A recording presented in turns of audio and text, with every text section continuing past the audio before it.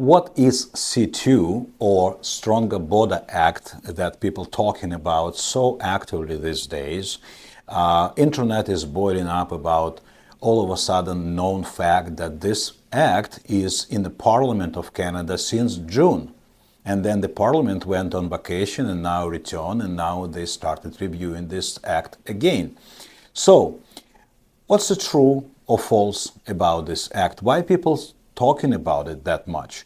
Well, of course, we have to understand who is talking, why people talk that way, and what's the narrative, what's the idea behind it, and who will benefit from negativity that is overwhelmingly prevails on the internet these days.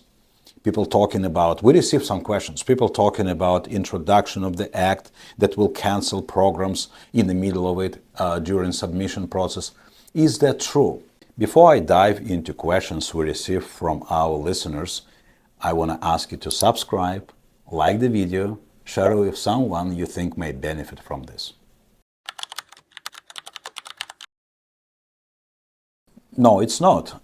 It goes through parliamentary hearing, and then it will go through assessment by the government and approval and royal assent, because we in Canada still part of the Commonwealth and the royal assent is required from King Charles. So technically speaking, it's not the law.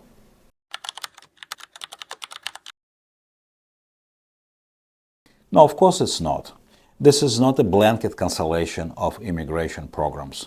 Every cancellation, every pause, every adjustment must be justified in the interest of public, or public interest they call it, and definitely it has to be absolutely clear to the public, to the government, why it's done and on what basis, and definitely there is no blanket permission to just cancel everything by any officer, whoever doesn't like you or your religion or your culture or your nationality. People are afraid of certain things based on a generally agitated environment on the internet. Well, very good question people ask, because even now ministerial instructions are sufficient to cancel or postpone certain programs. And people know this. For example, we infamously know about cancellation or pause on sponsorship for parents, grandparents, cancellation or postponement or pause on investor or entrepreneur programs. Last year, application of limiting access on startup visa or a pause on self-employed program. Prime examples of this. So people panic like it's something new. Well, that's a very good question and very proper to conclude this video. That's my point. Don't stop activities if you're in a startup visa or any other entrepreneurial program. You have to maintain your business. You have to act as you did before. Nothing happened and may not happen. And how would you explain your inactivity, your drop in interest if nothing happened? So continue and stay strong, stay safe, stay active in your business. If you're in any other form of application, continue your application process. Supply documents.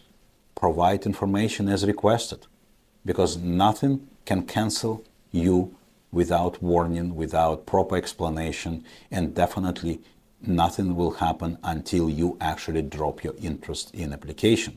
So, bottom line, this is very interesting act, but if we're looking around the world, all the countries closing borders.